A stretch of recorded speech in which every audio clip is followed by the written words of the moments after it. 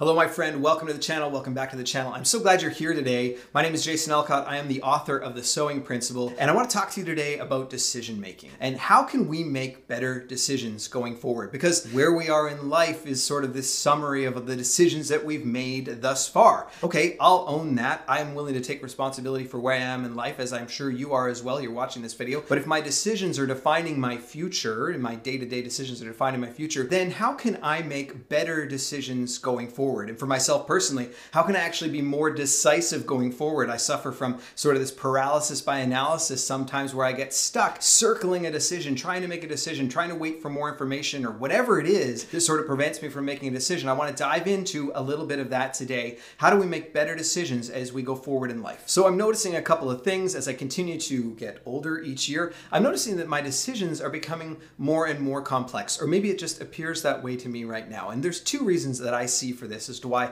I believe some of the decisions in my life are becoming more complex. The first is, I think when I was younger, I saw things much more as black and white. The world was black and white. It was either it was right or it was wrong. It was either the right decision or the wrong decision. And now as I get older, I'm recognizing that I definitely don't have it all figured out. There's so much that I don't know, so much that I don't understand. And I want to be more aware of the fact that I need to be willing to change my perspective on things. There's things that I need to be able to learn. I don't see the world the same way that you do, and you don't see the same world that I do. And there's probably so much that I could learn from you in the way that you see the world. So I don't want to be stuck in this idea that it's black and white in my decision making. Now I'm finding there's more gray, and I'm never going to have all the information that I need to potentially make a decision, but it's so important for me to be able to become more decisive so that I cannot get stuck in that sort of paralysis by analysis. And the other thing that I've noticed as I get older is that my decision making, it doesn't just affect me. Obviously it didn't when I was younger as well, but so much more so now as I'm a husband and a father. The decisions that I make in a personal level in our home impact my wife and my children. Right? And in my workplace, the team that I get the opportunity to support, the decisions that I make in the workplace affect those people that I work with. It also affects their homes and their families, depending on the size and scope of some of these decisions. So all of a sudden, my decision making has become more complex because there are more people involved. In my mind, it feels like there's a little bit more at stake. When I was younger, I felt that a little bit more like my decisions only impacted me, right? If I wasn't leading or serving a team, or if I wasn't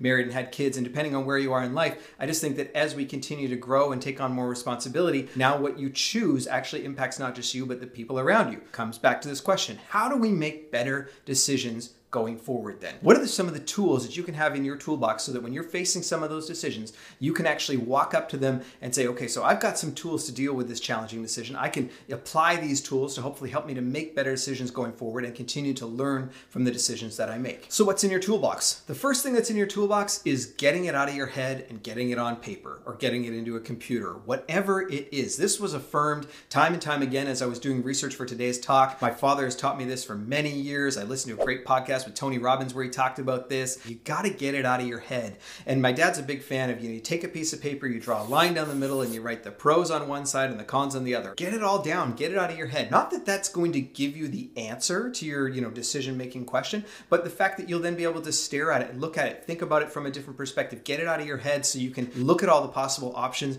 and be able to sort of discuss them, even if it's just with yourself or with your spouse or, with a friend or mentor or whatever it is. But now you can clearly speak about it. And Tony talked about, how can you write down all the possible outcomes? When you define the possible outcomes, is there risks that you can mitigate? Write those down. Getting that all out of your head so you're not sort of stuck circling helps me look at it a little bit clearer. It's really simple. It's right there, but because it's simple, we don't often use it, right? I find myself, I had a decision that I was working through this week, and I took that piece of paper, and I don't do it all the time, but it really helped to take that piece of paper and write down the pros and cons of either side of that decision. It helped me to stop circling and helped me to make a move in a direction so that I believe God's calling me to. And the second tool in your toolbox that I want to touch on today is your values. This is not as simple as getting out a piece of paper and writing down the pros and cons or writing down the possible outcomes. This one takes a little bit more work, but Tony Robbins calls decision making values clarification. Every time you make a decision, you're clarifying your values. What I want to encourage you to do today is, if you haven't already done the work of defining what those values are, you need to be able to go in and dive in and do that. Because when you're making a decision about maybe changing from one job to another, or moving from one city to another, or whatever it is,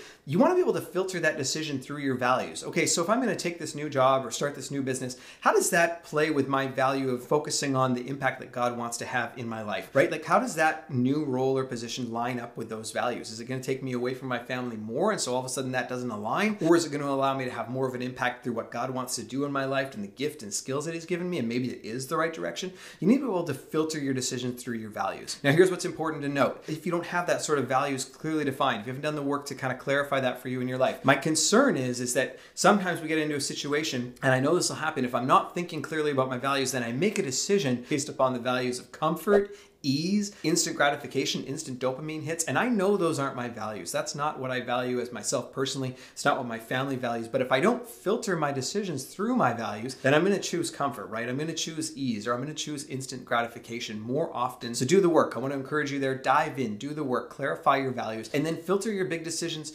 through your values so that you can, make the best decision that you believe God is calling you to in that moment. And the third tool that's in your toolbox, and definitely the most important and number one tool that you should go to, is prayer. Hit your knees in prayer. When I say prayer, I mean praying not just that God would give you the answer, but that God would give you wisdom. You want to pray, Lord, give me wisdom to make the right decision. Lord, show me which direction to go in this particular case. I love when I've got something and I've taken it and I've written it down, and I've done that sort of list of possible outcomes, or I've list of the pros and cons of a particular decision, and then being able to pray over that list and asking God to speak to you. You've got to be able to take that time and sow into that decision in prayer. Allow God to speak into your life. Open up space so that He can speak to you. So spend time in your word, reading in the Bible. Spend time in prayer and quiet in the morning if you possibly can, or carve out 5 minutes or 10 minutes to go for a walk. Give Him the space to actually speak in your life, praying into that, asking for wisdom. He wants to speak to you. He wants to guide you. Pray into those decisions. Pray into the big ones and pray into the small ones. God wants to be a part of your life, have a relationship with you, and speak into your life in so many ways, but you got to invite Him into the conversation. You got to be willing to have those conversations and ask Him